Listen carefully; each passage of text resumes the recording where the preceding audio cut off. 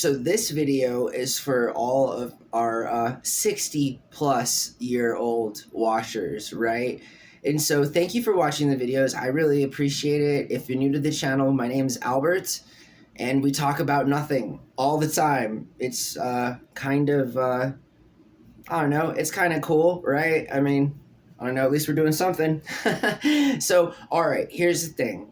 I have had a lovely experience getting old, right? I mean, for what it is, I think when you start to get old, it's kind of one of those things that you accept, right? I mean, just like the farmer's tan and the small shirts and the haircuts that make you look like you're 10, you begin to really appreciate, some things in life. And I have to say that I have been so privileged to be a part of many older people's lives in a, I'd like to say, helpful way. And so if you didn't already know, and I promise I don't mean to sound like a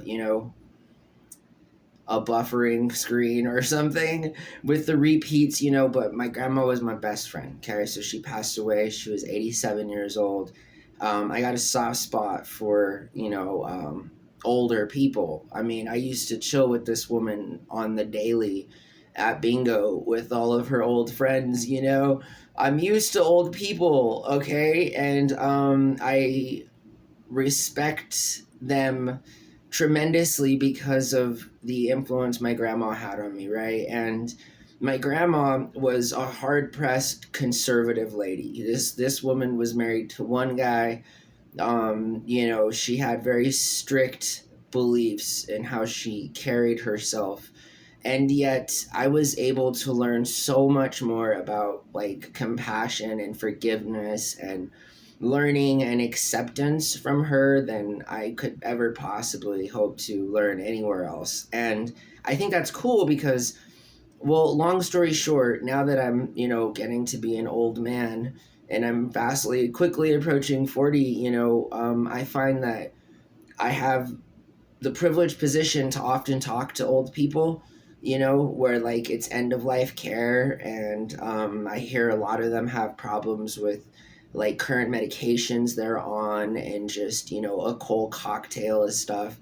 And I have to be very careful rather, as to how I proceed here. And, just to make the algorithm safe and, all of the viewers at home watching, I am not a doctor. And in fact, the disclaimer here is that only based on my experience am I able to ever sort of extemporaneously speak about such matters with, a shed of credibility, in that it's a biased opinion.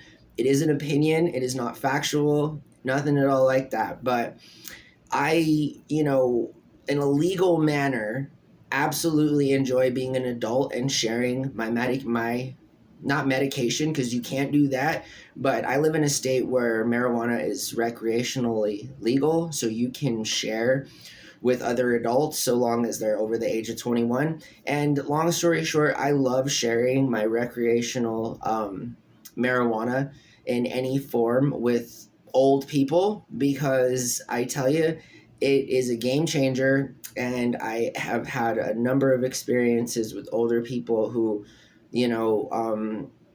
like to take the gummies, for example, and just like very low dose, half and half with CBD. And again, it like changes their lives, yo. And to say that I'm not going to be, relaying to others my experience, I guess would simply be false.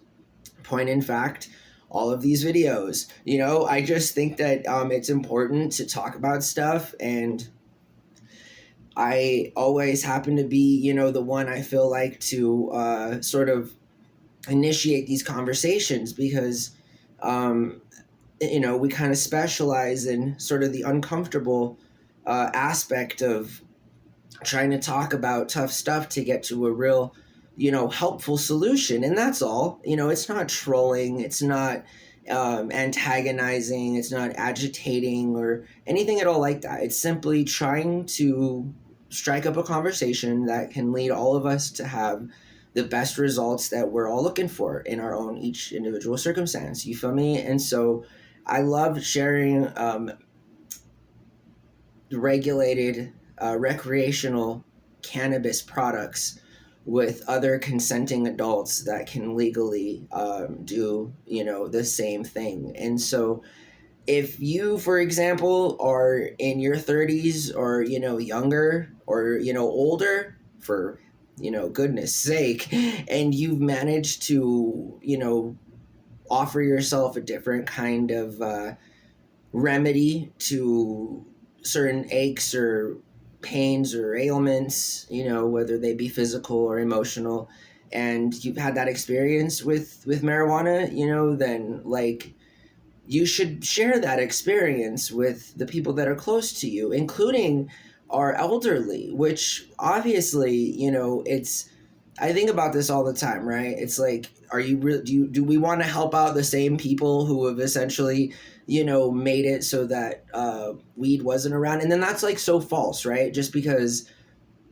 people themselves, you know, even older people that are like still around and, you know, had a history of being anti-weed, and now all of a sudden are like opening up to the conversation, you know, again, better late than never, you feel me? And it's always best to be supportive of people when they're doing these kinds of things, because I feel like it's just our duty to, again, at least relay our experiences, and they don't always have to be positive, right? I'm sure there are people who've not had positive experiences, and I'm sure there are plenty, and they can be researched and looked up and then compared to all of the other things for that person. But man, it is so empowering, and I just want to thank all old people for being flexible enough to, you know, have these kinds of conversations with me, to try something else, because that's life. And I think it's important to stay flexible, regardless if, you know, you're 18 years old or if you're 80.